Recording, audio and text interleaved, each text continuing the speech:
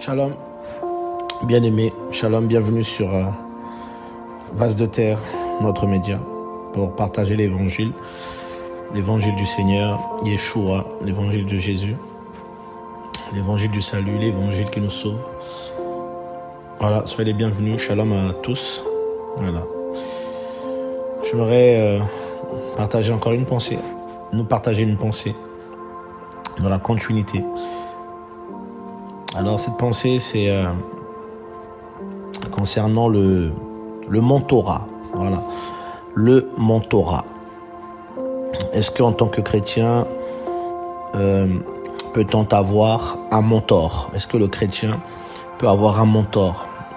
Aujourd'hui, dans notre génération, nous avons un peu des concepts comme ça, des concepts un peu modernes, on va dire, où on nous parle beaucoup plus de mentorat. C'est mon mentor. Vous avez des chrétiens qui ont des mentors, vous avez des pasteurs qui ont des mentors, qui ont des apôtres qui ont d'autres mentors en tant qu'apôtres, des prophètes qui ont des mentors en tant que prophètes. Donc il y a beaucoup ça. Et nous sommes aujourd'hui, mercredi 26 mars, il est minuit 33. Voilà. Seigneur Elohim, notre Maître, au nom de Yehoshua, qui est Yahweh, nous te bénissons. Et garde nos cœurs dans ta paix, bénis nos vies, dans ta connaissance et surtout dans ta présence. Que ton nom soit élevé. Nous voulons partager ta parole. J'aimerais partager cette pensée et je prie vraiment que ton assistance me soit accordée, Père Saint, au nom de Yeshua, car la vérité reste et demeure la vérité. Au nom de Yeshua de Nazareth, Amen. Voilà, je nous demande d'être attentifs à cela, tous ceux qui m'écoutent.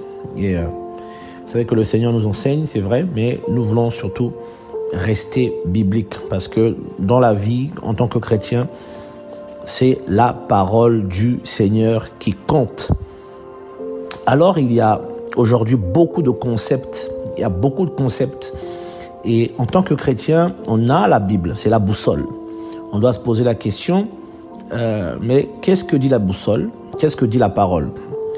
L'apôtre Paul nous dit, je crois que c'est Ephésiens 2,19, il nous parle que nous chrétiens sommes établis sur le fondement des apôtres et des prophètes. Yehoshua Mashiach, donc Jésus-Christ étant la pierre angulaire, la pierre sur laquelle l'église est bâtie. Voilà. Il a dit à Céphas, Pierre, tu es Pétros, et sur ce roc, je bâtirai mon église, mon assemblée. Donc, l'église du Seigneur n'appartient pas à un homme, l'église du Seigneur n'appartient pas à quelqu'un, un groupe de gens, ou à un pays, ou à un continent, mais l'église appartient au Seigneur. Et le Seigneur a dit, je bâtirai mon église. Donc, bâtir, construire. Donc, c'est lui qui construit l'église, c'est lui qui a construit l'église, donc c'est lui qui a les bases. Voilà. Maintenant, il faut vérifier qu'est-ce que le Seigneur a dit, parce que Paul a dit que Jésus-Christ, Yehoshua HaMashiach, étant la pierre angulaire, donc la pierre angulaire sur laquelle est bâtie l'église. Et Paul dit aussi qu'il y a les fondements. Je crois même dans 1 Corinthiens 3, il dit qu'il a construit la maison comme un sage architecte, et celui qui bâtit dessus, fasse attention à la manière dont il bâtit. Et donc, il y a des fondements. Et je crois que Psaume dit, si les fondements sont renversés, le juste, que fera-t-il? Donc, nous sommes un peu dans la continuité de notre enseignement au partage qu'on a eu à faire déjà sur notre chaîne, sur... bon, ça m'échappe, mais bon, voilà. On veut continuer à parler là-dessus, hein, parce que... il y a tellement de doctrines, et on aimerait avancer, travailler les Écritures pour pouvoir montrer aux frères et sœurs que notre base à nous, c'est les Écritures. Voilà. Parce que si les Écritures ne sont plus ce sur quoi nous, en tant que chrétiens, nous nous appuyons, nous sommes perdus. Voilà, je disais tantôt, nous avons partagé sur le média, se prosterner devant les hommes, voilà. Ça m'échappait un peu. Voilà, se prosterner devant les hommes. Peut-on se prosterner devant les hommes? Voilà, nous avons fait un enseignement là-dessus. Et aujourd'hui, nous allons partager sur le mentorat.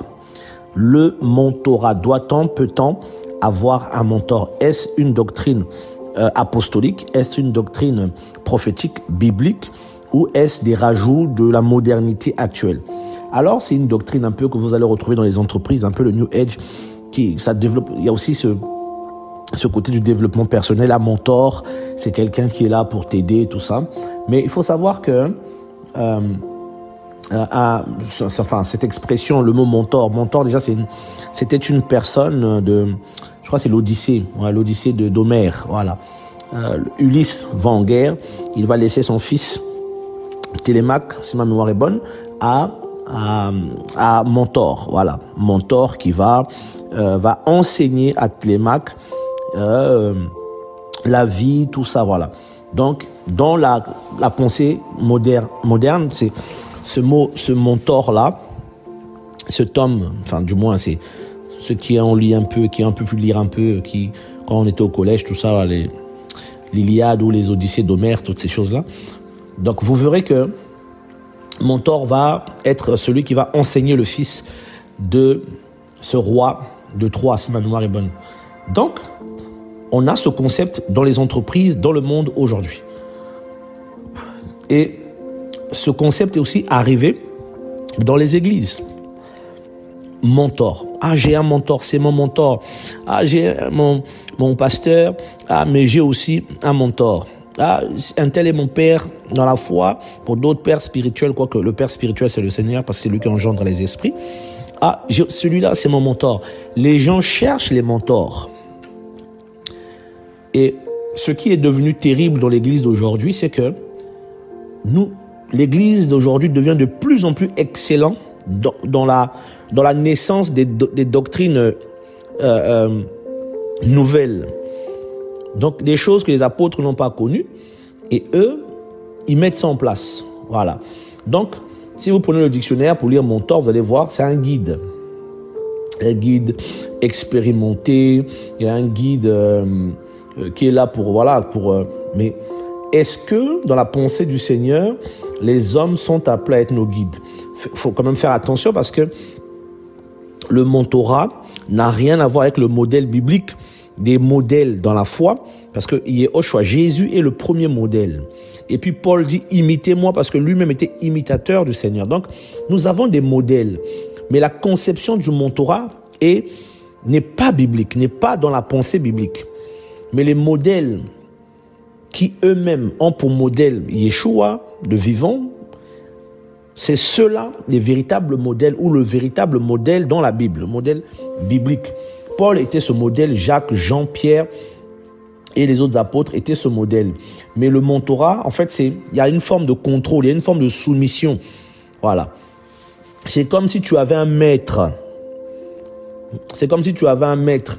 Tu avais un mentor, quelqu'un au-dessus de toi qui doit t'apprendre comment faire, comment ceci, comment... Voilà, quelqu'un d'expérimenté. Or, on n'exclut pas que dans la Bible, il y a ce modèle. Paul était un modèle qui, il le dit dans 2 Timothée 2, que ce que tu as entendu de moi, ce que tu as appris de moi, enseigne à d'autres personnes. Donc, mais Paul restait toujours dans le cadre de la fonction que le Seigneur avait donnée à l'Église, aux apôtres, tout ça, et aux autres. Je vais lire un passage d'abord pour comprendre, parce qu'il ne faut pas qu'on s'éparpille. Nous sommes dans Éphésiens, le chapitre 4, à partir du verset 11. Il faut comprendre d'abord le rôle que l'Esprit du Seigneur a donné à ses apôtres. Voilà ce qui est écrit. À partir du verset 10 même. Celui qui est descendu, c'est le même qui est monté au-dessus de tous les cieux, afin de remplir toutes choses. Donc on parle ici de Yeshua, qui est monté, qui est descendu, d'abord plus qui est monté.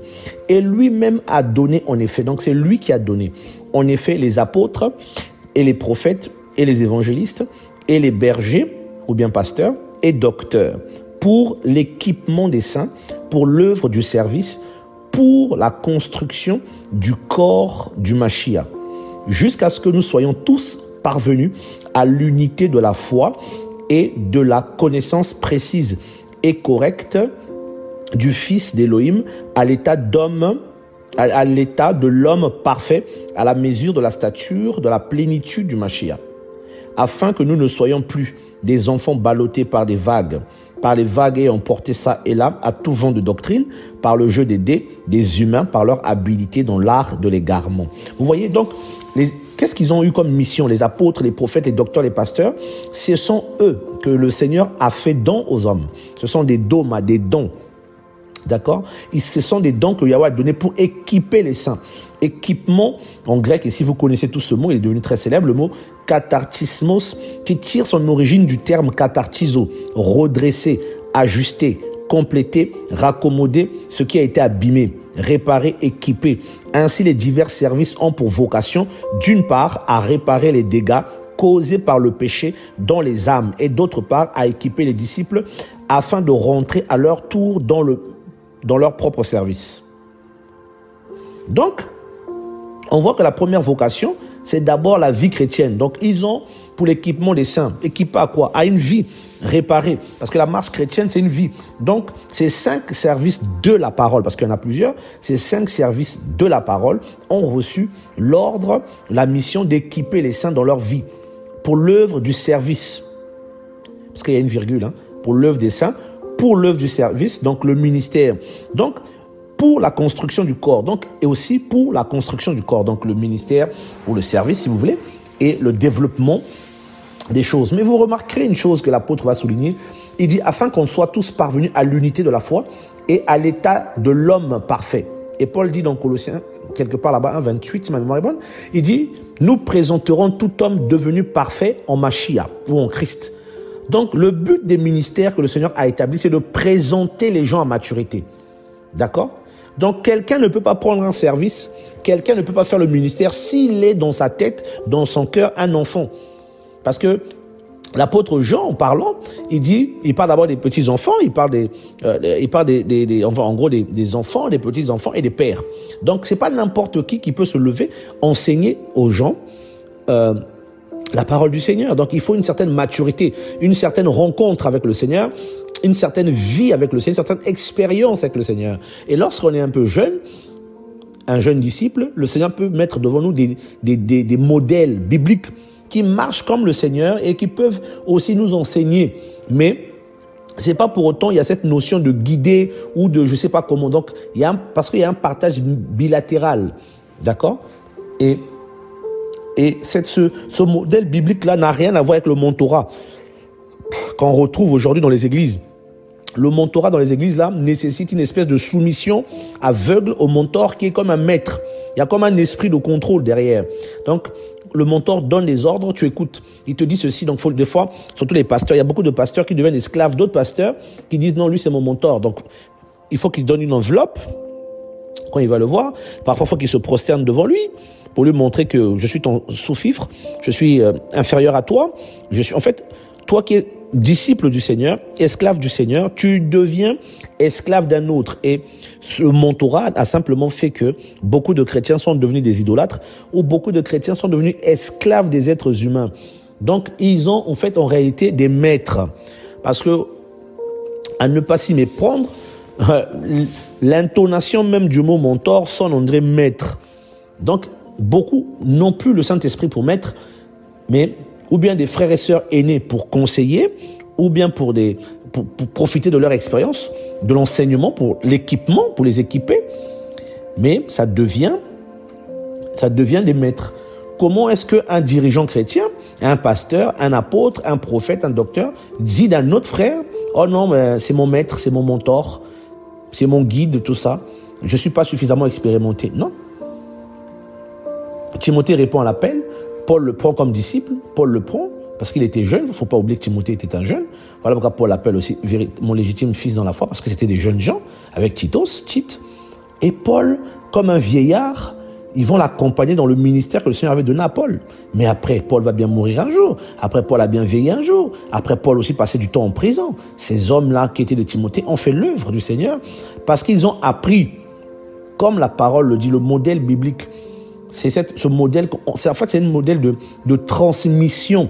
Si vous regardez bien chez les Hébreux, il y a la notion de la transmission. Les raves, les rabbis transmettaient le savoir, transmettaient la connaissance, transmettaient. Mais c'était pas, vous voyez, il n'y a pas cette notion dans le Seigneur, dans la Bible, dans le Nouveau Testament, enfin, du moins dans le Testament du Seigneur Yeshua, il n'y a pas la notion de contrôler les gens, de les soumettre au mentorat, comme elle est dans le monde, que beaucoup pratiquent aujourd'hui.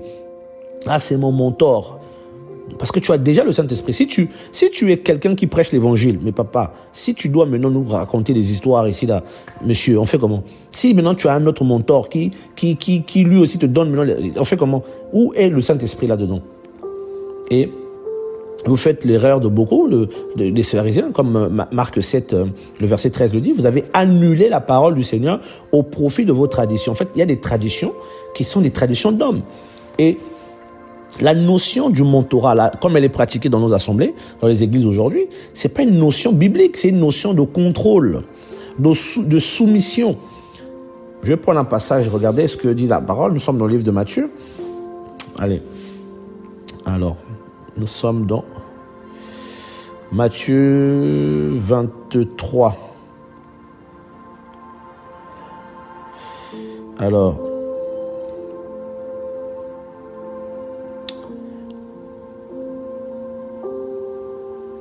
voilà, regardez un peu le mentorat que beaucoup pratiquent aujourd'hui. Et là, c'est un mentorat des pharisiens, voilà, qui faisaient des prosélytes. Nous sommes dans Matthieu 23, à partir du verset 1er. Alors Yeshua parla aux foules et à ses disciples, en disant, les scribes et les pharisiens sont assis dans la chaire de Moïse. Faites donc et observez toutes les choses qu'ils vous diront d'observer, mais ne faites pas selon leurs œuvres, parce qu'ils disent et ne font pas. Car ils lient ensemble des fardeaux et de lourdes charges et les mettent sur les épaules des gens. Mais ils ne veulent pas les remuer de leurs doigts. Et ils font toutes leurs œuvres pour être vus des humains. Ainsi, ils portent des charges, de larges phylactères et de longues franges à leurs vêtements. Ils aiment les premières places dans les soupers et les premiers sièges dans les synagogues et les salutations sur des places du marché et à être appelés par les gens Rabbi, Rabbi. Mais vous ne vous faites pas appeler Rabbi, car un seul est votre guide, le Mashiach, et vous êtes tous frères. Et n'appelez personne sur la terre votre père, car un seul est votre père, celui qui est dans les cieux. Ne vous faites pas non plus appeler guide, car un seul est votre guide, le Mashiach. Vous voyez un peu? En fait, ici, ce modèle-là, que beaucoup, en fait, c'est le mentorat de beaucoup. En fait, c'est un mentorat abusif. Il y a de l'autorité, donc les gens sont soumis. Et regardez ce que la Bible dit au verset 4. Ils lient ensemble des fardeaux et des lourdes charges. Ils les mettent sur les épaules des gens, mais ils ne veulent pas eux-mêmes remuer leurs petits doigts. Donc, voilà, ça devient comme des relations de maître, de soumis. Et on est soumis, c'est le maître, c'est mon mentorat, et voilà, c'est la pagaille, et on sort de l'esprit d'amour, dans l'esprit de vérité, l'esprit de communion. Soumettez-vous les uns les autres. Il y a toujours cette maladie aujourd'hui, ce rapport de petit à grand, ce rapport de plus grand, de plus puissant, de plus onctionné. Et cette assemblée de ce temps-ci, en fait, a perdu l'humilité, a perdu la notion de l'humilité, et c'est la guerre. Et ici, les pharisiens, ils disaient aux autres de faire. Ils disent non. Voilà. Et vous regardez même sur YouTube, sur Internet, vous allez voir des hommes d'Élohim, soi-disant, des hommes de Dieu, qui prêchent l'évangile, qui viennent devant d'autres pasteurs, parce qu'ils les considèrent plus connus. Parce que souvent, c'est parce qu'ils sont plus connus. Et ils se prosternent devant eux. Ils disent c'est le respect. Bon, soit la Bible est devenue africaine, européenne, américaine, ou la Bible demeure une écriture inspirée. Il faut sortir de tout ça. Voilà. Ils font toutes ces œuvres pour être vus des humains. Ils portent de larges phylactères, voilà, des vêtements pour montrer qu'ils sont supérieurs aux autres. Ils aiment les premières places. Quand vous arrivez, c'est d'abord eux, les autres au fond. Regardez les réunions des pasteurs aujourd'hui, je suis désolé de le dire. Regardez, vous allez voir, toujours les plus connus sont toujours les plus devant. Et les autres là, au fond. Mais est-ce que devant le Seigneur, c'est comme ça? Est-ce que ces gens qui sont le plus connus devant tous les hommes, est-ce que sont-ils plus connus que ceux qui sont au fond devant le Seigneur? nous avons des problèmes. Mais vous, vous ne faites pas appeler rabbi, rabbi, rabbi. Maître, maître, rabbi, rabbi. Le chrétien a un seul rabbi, un seul maître. Et c'est ça, en fait, ça brise tout. Et vous regardez bien. Et au verset 11. Mais le plus grand parmi vous sera votre serviteur. Waouh! Car quiconque s'élèvera sera abaissé et quiconque s'abaissera sera élevé. Déjà, il y a une mauvaise, chez beaucoup de chrétiens, beaucoup de leaders, beaucoup de chrétiens, il y a une mauvaise conception, une mauvaise compréhension du moins de l'élévation du Seigneur. Vous savez quoi, le Seigneur est l'être le plus élevé qui soit, mais il est invisible. Dans le monde démoniaque, Satan est l'être le plus élevé chez eux. Même lui, il est invisible. De sorte que même Karl Marx a dit, la plus grande ruse du diable, c'est de faire croire aux gens qui n'existent pas. Ils opèrent dans l'ombre, dans l'occulte. Mais les soi-disant chrétiens d'aujourd'hui, plus ils sont élevés, plus ils veulent montrer à tout le monde. En fait, beaucoup veulent s'élever eux-mêmes. Plus Yahweh t'élève, plus tu te caches. Le ciel est caché aux hommes. Même tous les anges ne sont pas ensemble. Nous avons des problèmes.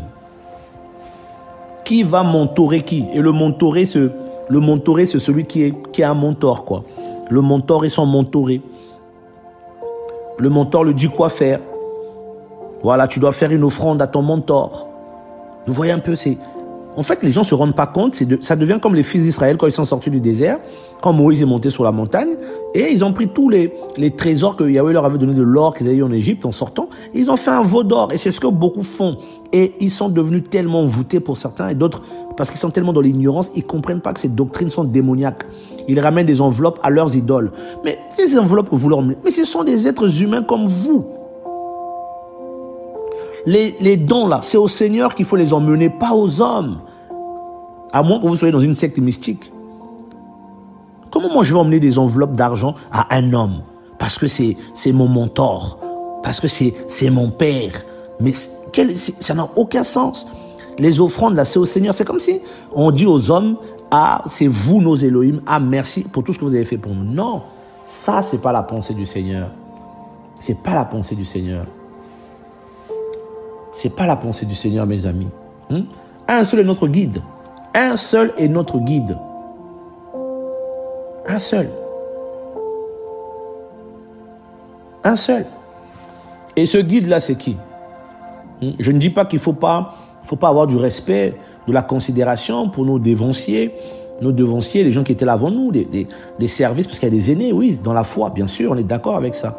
Que le Seigneur peut susciter des aînés qui font un bon travail dans le royaume, qui craint le Seigneur, qui ne volent pas son argent, qui ne couchent pas avec les femmes, qui n'extorquent pas les gens, qui ne contrôlent pas les âmes, mais qui bénissent l'œuvre du Seigneur par leur vie, par leur consécration, par leur enseignement. Mais pour beaucoup, c'est pas ça. C'est ce côté m'as-tu vu, ce côté chef, ce côté de suprématie où ils ont des trônes même, qu'ils ont même, limite, ils ont chassé le Seigneur.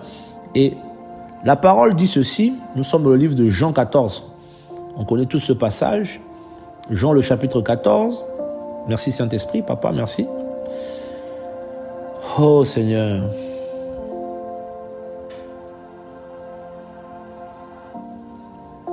Merci Seigneur. Jean 14.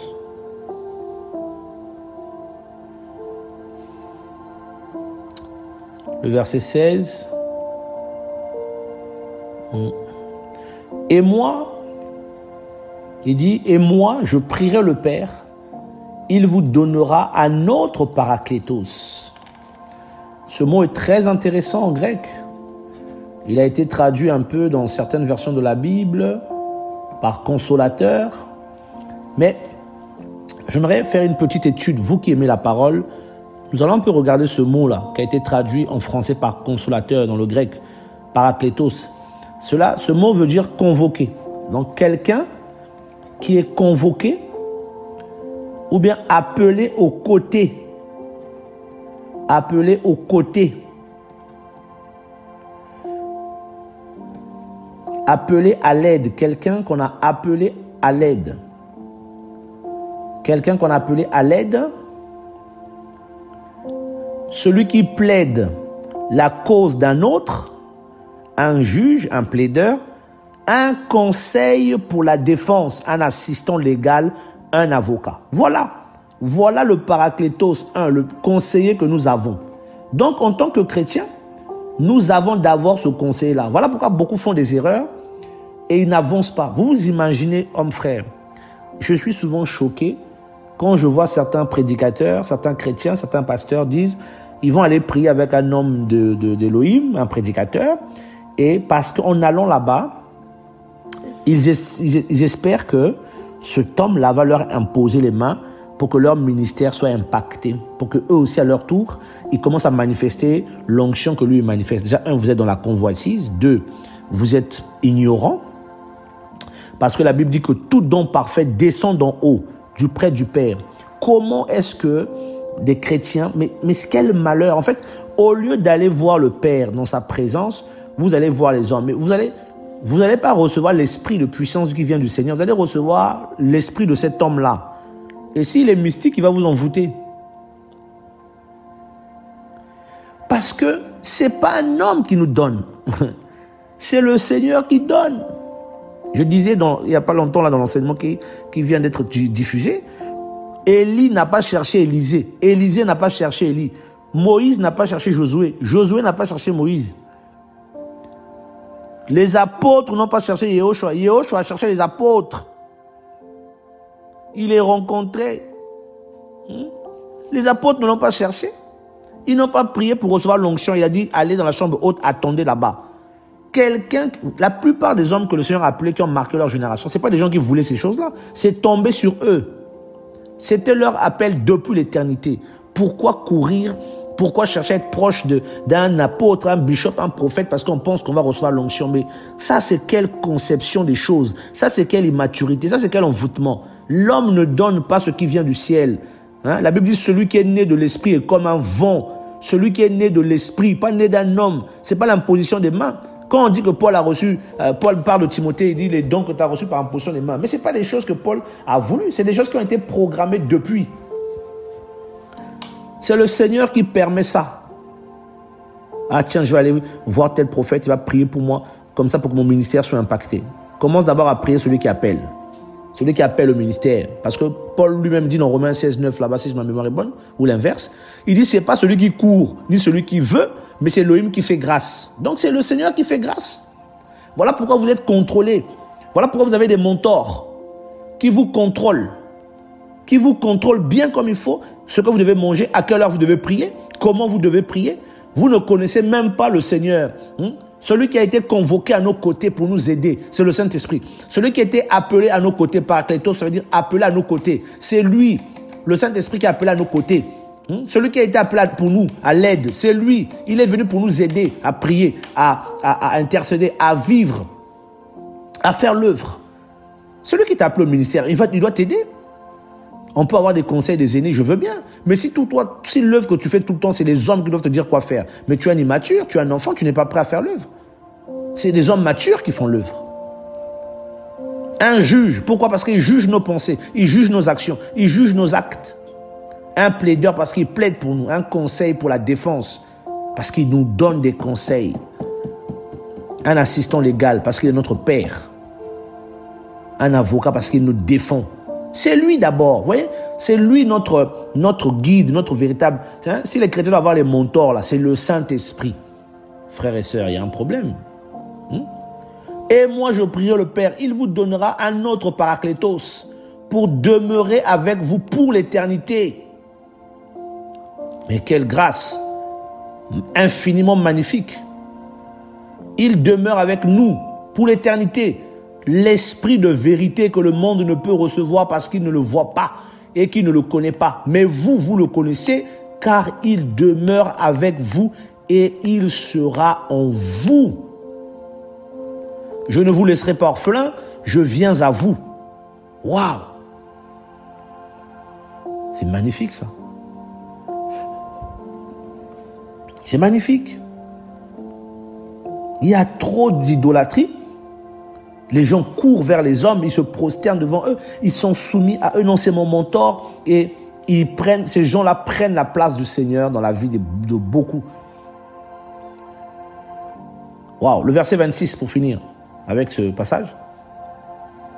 Mais le Paraclétos, le Saint-Esprit, que le Père enverra en mon nom, lui, vous enseignera toutes choses et il vous rappellera toutes les choses que je vous ai dites.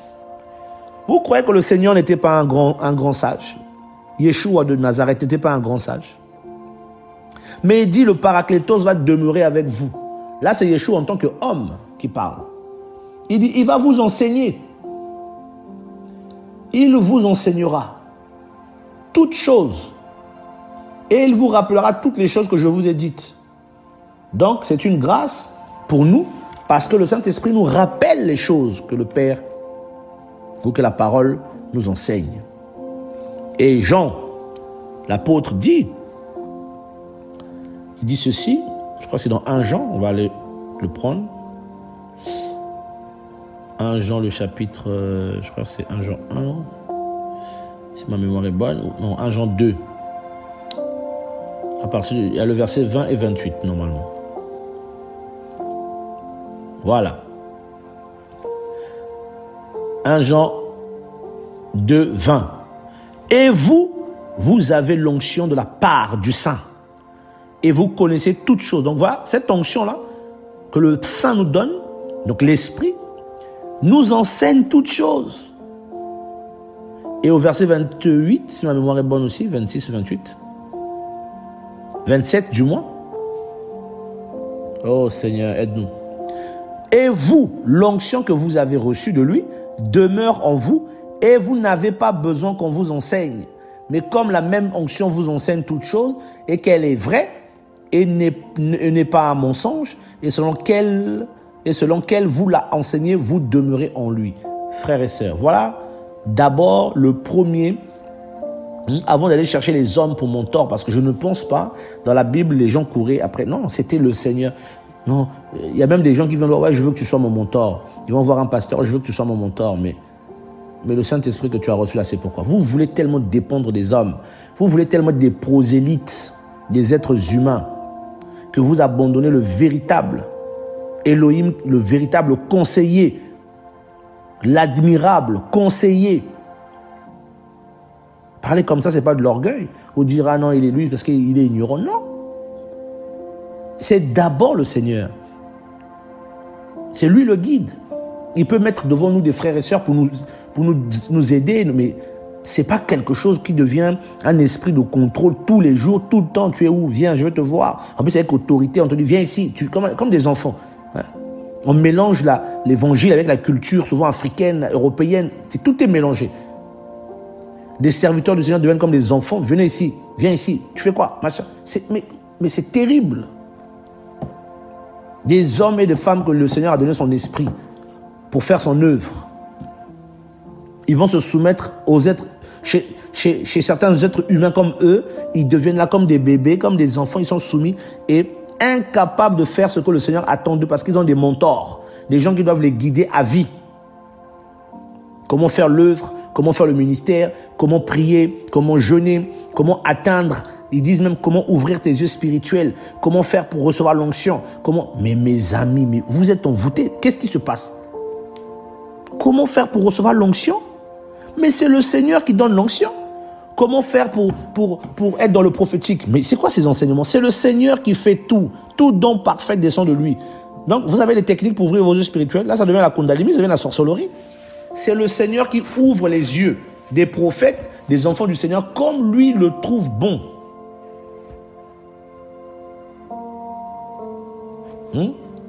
On doit, en fait, j'ai l'impression que, mes amis, beaucoup de chrétiens ne veulent pas dépendre du Seigneur. Ils ne veulent pas.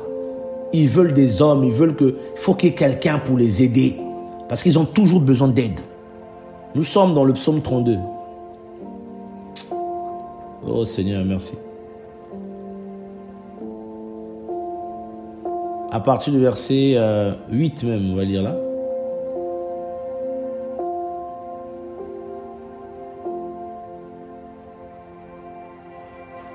Psaume 32 à partir du verset 6. Juste pour la beauté de la chose. Je vais le lire au nom de Yeshua, notre Seigneur. C'est pourquoi tout fidèle te prie autant qu'il trouve. Même si les grandes eaux débordent, elles ne l'atteindront pas. Tu es ma couverture, tu me gardes. Tu es ma couverture, tu me gardes. De la détresse, tu m'environnes de cris harmonieux de délivrance. C'est là. Je te rendrai intelligent. Je t'enseignerai la voie dans laquelle tu dois marcher. Je te guiderai de mon œil. Voilà ce que le Seigneur dit. C'est lui qui nous rend intelligents.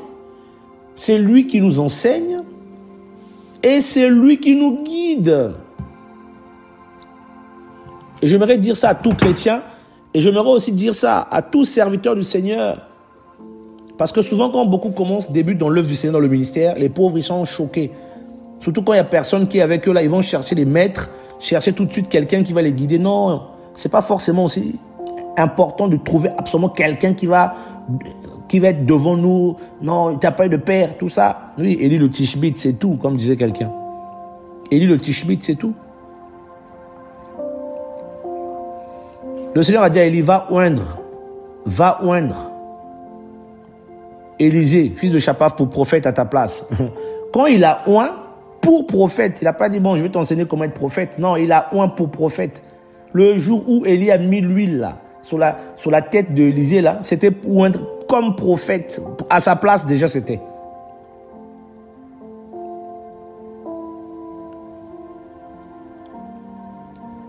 Donc, le Seigneur ne nous appelle pas à mettre notre confiance dans le mentorat humain là qu'on nous présente aujourd'hui. Non, c'est pas ça la pensée du Seigneur.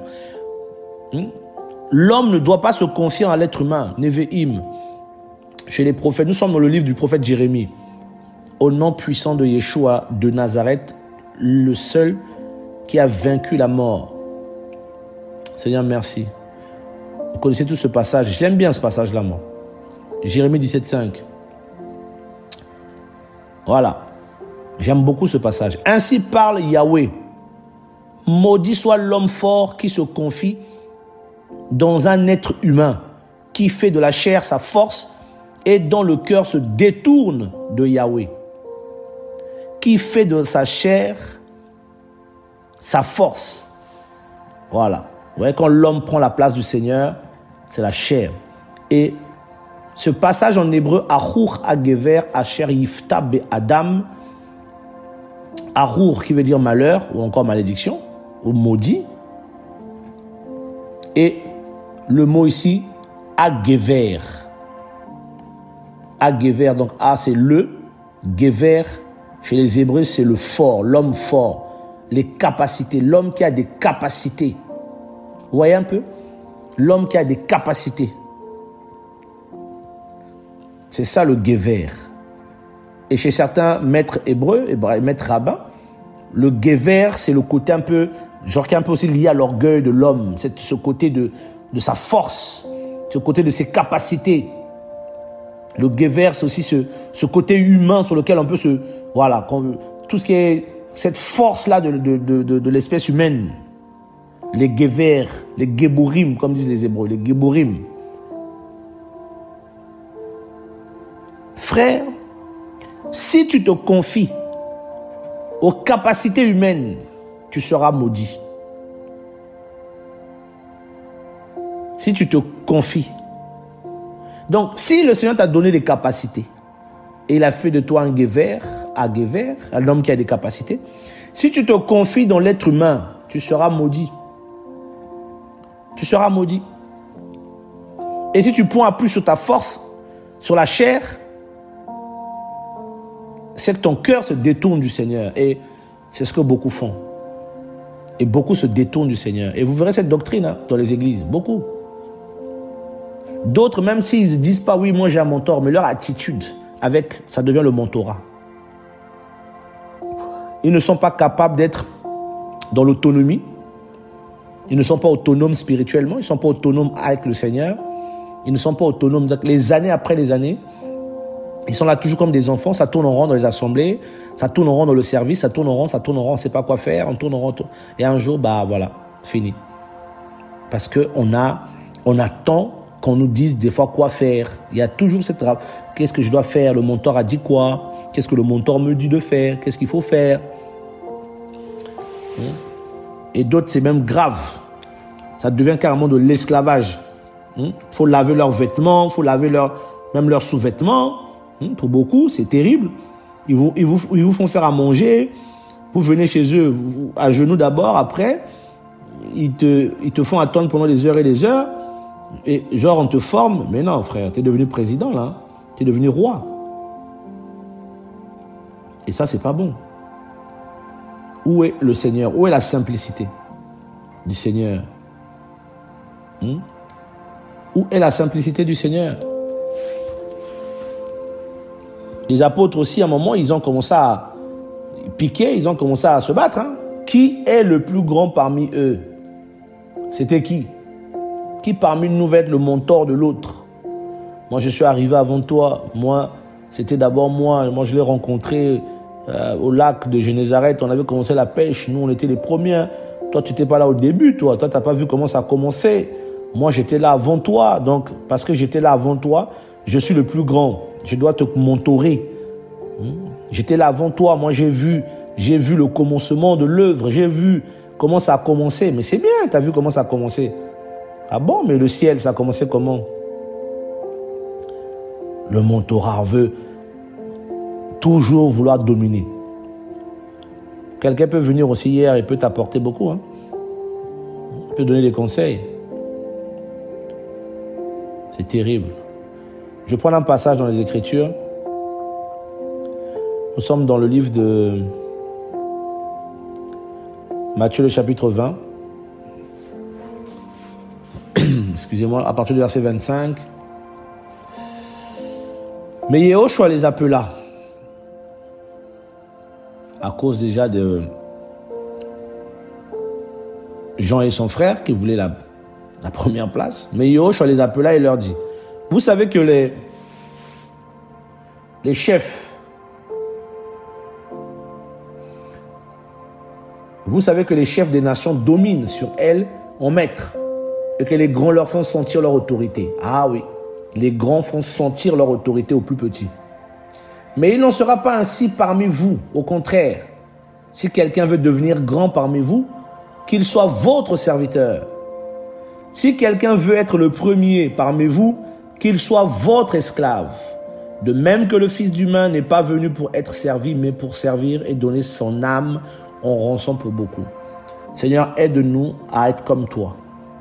Aide-nous à sortir de cette chrétienté orgueilleuse qui a pris ta place, où les leaders chrétiens ont pris ta place, où beaucoup se comportent en véritable président, en véritable roi, et toi tu n'es plus là. Il y a beaucoup de chair, beaucoup d'orgueil. Papa, aide-nous, délivre-nous, afin qu'on soit semblable à toi et selon ta pensée. Frères et sœurs, c'est ce que nous vivons aujourd'hui. Cette chrétienté. Et beaucoup, ils ont ça. Il n'y a plus de... c'est l'homme qui règne, voilà. Donc, nous n'avons pas de mentor en tant que chrétiens, on n'a pas de mentor. On n'a pas à avoir des mentors. Nous avons besoin du Seigneur. Et puis nous avons des modèles dans la foi que nous devons imiter. On peut avoir des conducteurs, oui, mais ce n'est pas des gens qui sont là pour contrôler les gens, qui conduisent des réunions bibliques. Mais une fois que nous sommes chez nous, nous repartons à notre souverain berger qui a donné son sang pour nous. Voilà à peu près, frères et sœurs, la pensée que j'avais. Je voulais dire aux chrétiens que votre véritable dirigeant, c'est le Saint-Esprit, c'est le Seigneur. Ce ne sont pas les hommes. Quoique nous devons les respecter, comme la parole nous le demande, d'avoir égard aux conducteurs, mais des vrais conducteurs qui conduisent selon la pensée du Seigneur, selon l'Esprit du Seigneur, et pas ceux qui sont remplis d'orgueil, bouffis d'orgueil, qui pensent que sans eux, que rien ne peut se faire. Et matin, midi, soir, c'est eux. Voilà, il faut qu'on repasse leurs vêtements. Non, ça, c'est pas la pensée du Saint-Esprit. Voilà, à Elohim, notre Seigneur, Yahweh Tsevaot, au nom de Yehoshua le Mashiach, soit la gloire pour l'éternité. Assis sur le trône de la divinité céleste, il règne en grand, roi, en maître suprême, dont la sainteté est magnifique, dont le trône est glorieux et qui a des roues. Yahweh est assis sur un chérubin et il est assis entre les chérubins. Devant son trône, les 7 esprits d'Élohim et les 7 lampes brûlent. Le glorieux roi de l'éternité, magnifique en beauté, en sainteté, en gloire, en suprématie. Les mots sont si faibles pour parler de toi, Seigneur. Garde nos cœurs, Papa, dans la paix. Nous avons tellement besoin de toi en ce temps de la fin. Et que Yehoshua de Nazareth, Mashiach, Yehoshua, soit proclamé, vu dans nos assemblées, Seigneur. Restaure les malades spirituels et physiques. Restaure l'Église. Prépare-nous au retour du Seigneur. Pardonne nos offenses et nos péchés. Et éclaire ton peuple. Tu es un Elohim jaloux. Tu ne veux pas que les êtres humains contrôlent ton peuple et tu veux diriger toi-même ton peuple en ce temps de la fin. Et tu leur donneras des bergers selon ton cœur, Seigneur. À toi la gloire, l'honneur et la majesté, au nom de Yeshua de Nazareth.